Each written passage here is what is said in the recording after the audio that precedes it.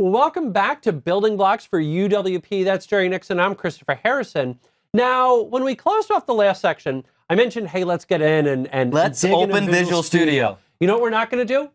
We're not going to open Visual Studio. I want to open Visual. I want to start coding my app. Well, yes, you're a typical developer, but you know what we should do before we actually code the app?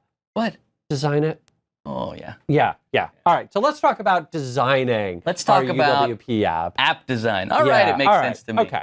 Starting with Windows 8, all the way back, really, Microsoft revolutionized a lot of things around app design. We were already in a great environment in our whole industry where we were seeing user experience really at the forefront. But we really started introducing, back then we called it Metro, remember that? Mm-hmm. And it was one of those things that was so clean and so nice. And now we call it the Microsoft Design Language, right? We brought it together. And it really upped the bar, and it said things like, pride and craftsmanship matters in your app. And the user's experience is more important than the developer's experience. And it was really a big deal and something new to a lot of developers who really were accustomed to writing line of business applications and then just sending it off without necessarily requiring the user's approval. Right. I remember seeing a study years and years and years ago where they took the exact same background for an app and just basically skinned it in two different ways. One was very minimalistic. The other one looked really pretty. And it was the same app in the background, so it had the exact same bugs and everything like that. When they did user acceptance testing, people reported less bugs on the app that looked better. So how that app looks, how it behaves, does make a big difference to user acceptance. I jokingly say it, but it's certainly true that we really are in a cosmic battle against the uninstall button. We're in a commodity world where a user can do anything they want. And yeah, you work for a company building your enterprise line of business application.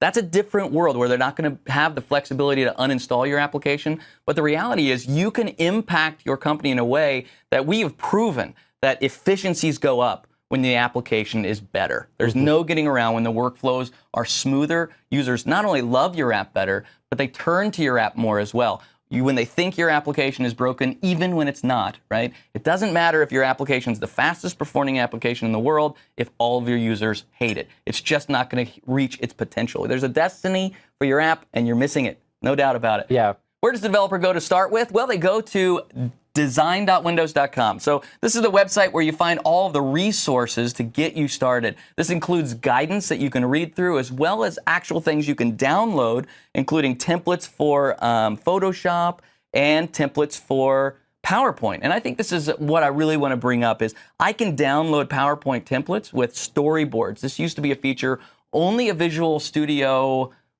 Professional and higher. So that was Professional Ultimate back. Yes, that's what we used to call it. Yeah, we used to call it that. And that's how you would get it. And now you'd have storyboarding inside PowerPoint. Well, storyboarding inside PowerPoint only makes sense because there's just no work involved because every user knows how to use it. Every user knows how to execute it. We have all kinds of neat animations and things to get the point across.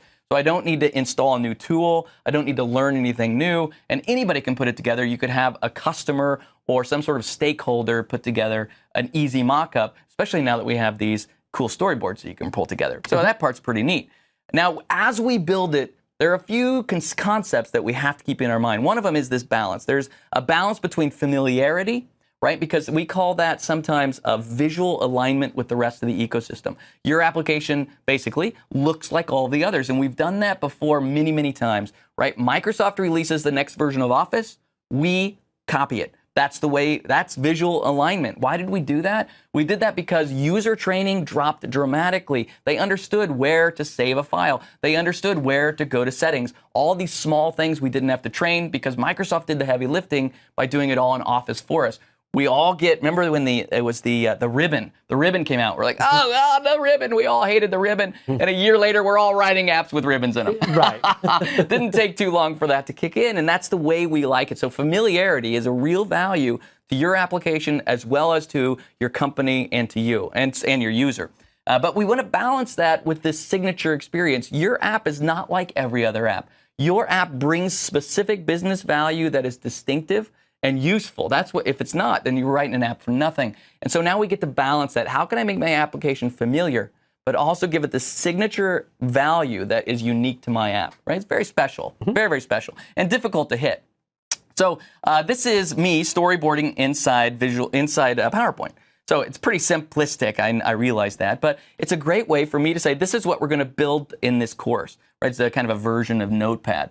Now, what's great is I could describe, we're going to build a version of Notepad, it's going to have a menu along the top, or you can just take a look right here and you can see immediately what I'm talking about. Even though we know a UWP app is going to have some subtle differences, that's not the point. This is the way I can go to a stakeholder, or I can go to my manager and I can say, here's what I need time and budget for, here's where we're headed. Does this meet your business value or your business expectation? All right, so another thing, I'll just show you that I can put in these sorts of animations as well. I'm like, well, now here's exactly what happens. What's that third button do, my boss says? Well, I'll tell you, when you hit that third button, it brings in a list of recent files, and then I can navigate through all my recent files, for example. Seems so trivial, and everybody who's used PowerPoint would be like rolling their eyes at how simple that is. That's the beauty of it. It is totally simple. And if you don't start with some sort of mock-up, even on a napkin, you've really done yourself a disservice, because how do you communicate if not visually? There's no right way to do it.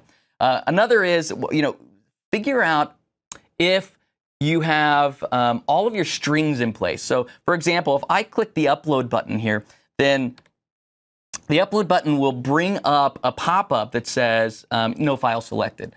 This is really one of the design steps that's one of the hardest to do, and it's all the edge cases. Well, what if I'm opening a file but it's not there? What if I try and save a file but now it's been locked? All these weird little edge cases that developers end up being the ones having to solve, and you see this beautifully designed application with all these weird things that pop up only because the design is mostly incomplete. So remember the edge cases as much as you can. Obviously, we design for the main workflow, what do you call it? Yeah. Use case? Use case. Main use case is where I was going with that.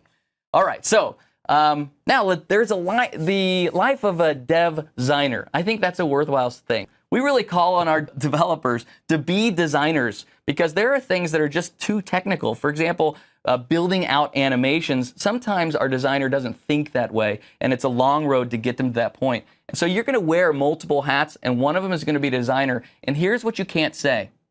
I'm no good at UI, right? Every developer wants to turn to that line and say, I'm a back-end guy. I'm no good at UI. Well, you actually are, because even though you may not have the built-in skill to say, this is what looks good, you do have the built-in skill to see, this is what looks bad. And the type of guidance that you're going to find on design.windows.com is going to walk you through all the things that your application is expected to have.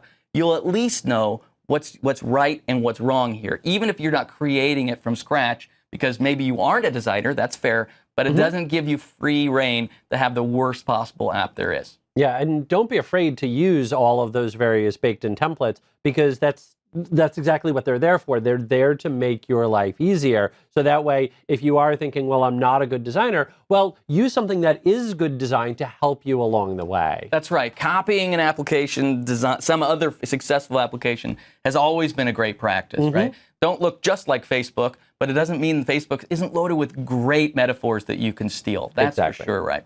Other things that you need to think about, your color palette. Please don't go with gray if you can prevent it. All the image assets that you're going to have to create, including the ones for your tile, including the ones that you'll eventually put in the store as well.